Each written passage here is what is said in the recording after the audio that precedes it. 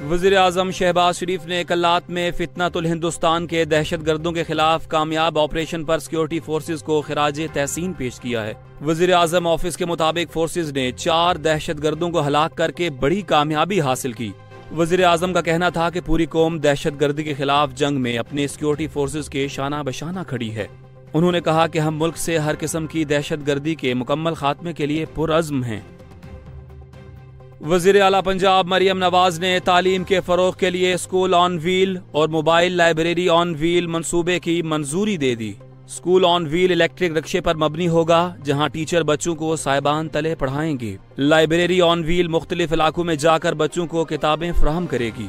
Mobile library जदीद बस में कायम होगी, जिसमें उर्दू, इंग्लिश, साइंस की किताबें और मैगजीन मौजूद होंगे। वज़ीर तालीम राना सिकंदर ने मंसूबों पर ब्रीफिंग दी।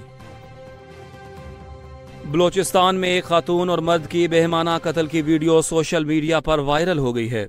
वज़ीर आला बलोचिस्तान मीर सरफराज बुगटी ने वाक़े का नोटिस ले लिया है और मुलव्विस मुजरिमों को कानून के कटहरे में लाने की हिदायत की है।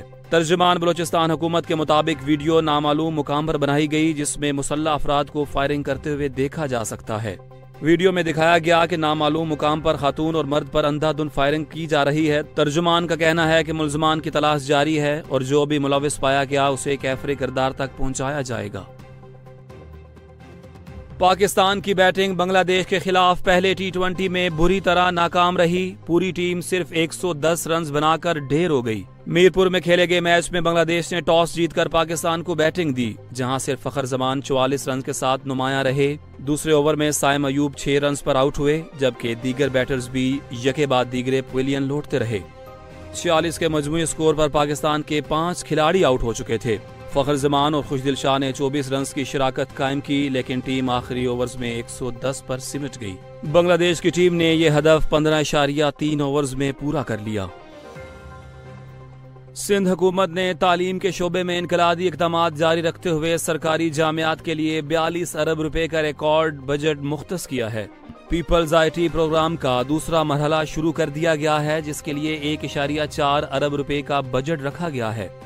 सीनियर वजीर शर्जील मेमन के मुताबिक पहले मरहले में 13,565 तलबा को तरबियत दी गई और बेहतरीन कारकर्दगी दिखाने वाले 300 तलबा को लैपटॉप्स दिए गए हैं। दूसरे मरहले में 12 जदीद IT शोबों में 35,000 तलबा को तरबियत दी जाएगी।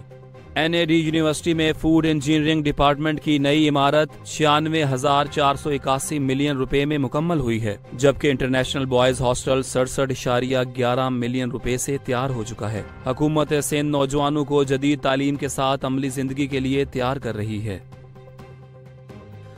जनूबी कोरिया के तफरीही मुकाम गैपयोंग में इतवार को मिट्टी का तोदा गिरने और गाड़ियों के सैलाब में बह जाने से 2 अफराद हलाक और 2 लापता हो गए हैं। मुल्क भर में जारी मूसलाधार बारिशों से हलाकतों की तादाद 14 हो गई है, जबकि 12 अफराद ताहाल लापता हैं। रेस्क्यू टीमें बाशमूल फौजी एहलकार मलबा हटाने और लापता अफराद की तलाश में सरगर्म है। ग्वांगजू और कैपयोंग जैसे इलाके शदीद मुतासिर हैं। महकमे मौसमियात के मुताबिक इतवार की रात तक बारिशों का सिलसिला थम जाएगा और उसके बाद गर्मी की शदीद लहर का खदशा है। शदीद बारिशें जनूबी इलाकों से होते हुए शुमाल की जाने बढ़ चुकी हैं।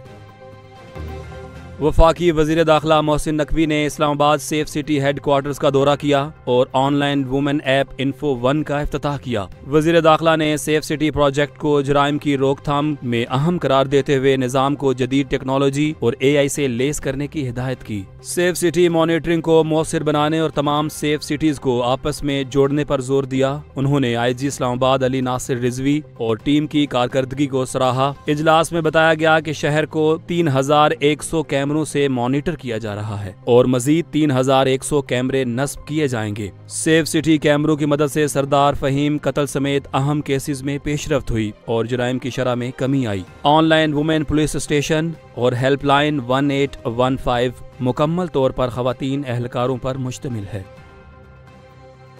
वियतनाम के मशहूर सियाहती मुकाम हालोंग बे में सियाहों की कश्ती डूबने से 34 अफराद हलाक हो गए। वाकया खराब मौसम के बायस पेश आया। कश्ती वंडर सी 53 अफराद को लेकर सैर के लिए निकली थी, जिनमें 5 अमले के अरकान भी शामिल थे। रेस्क्यू टीमों ने 11 अफराद को जिंदा बचा लिया, जबकि 8 अफराद अब तक लापता हैं और उनकी तलाश जारी है।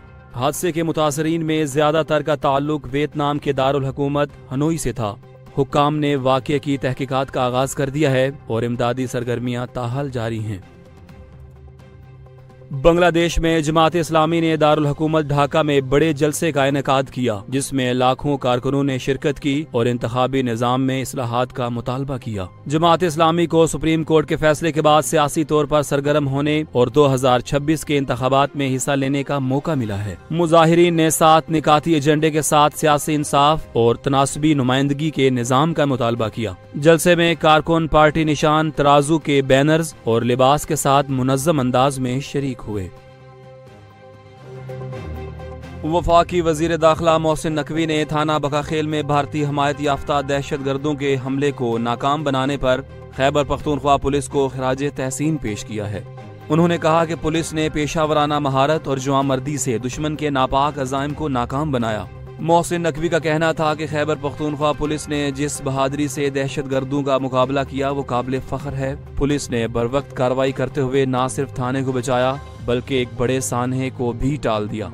वज़ीर दाखिला ने कहा कि खैबर पख्तूनख्वा पुलिस माजी में भी ऐसे हमलों को नाकाम बनाती आई है और ये कार्रवाई एक और मिसाल है। उन्होंने पुलिस टीम को मुबारकबाद देते हुए कहा कि पूरी कौम को अपने बहादुर सिपाहियों पर फख्र है और दुश्मन के अज़ाइम को हर महाज पर नाकामी का सामना करना पड़ेगा। इसराइल में हजारों मुजाहिरीन ने नेतन्याहू हुकूमत के खिलाफ एहतजाज करते हुए गजा में यरगमालियों की रिहाई के लिए फौरी जंगबंदी का मुतालबा कर दिया। तल अवीव में अमरीकी सिफारत खाने की तरफ मार्च किया गया। मुजाहिरीन ने हुकूमत से हमास से फौरी मुज़ाकरात का मुतालबा किया। एहतजाज ऐसे वक्त में हुआ जब इसराइल और गजा के दरमियान कशीदगी अरूज पर है और अवाम हुकूमती पॉलिसियों पर शदीद बरहम है।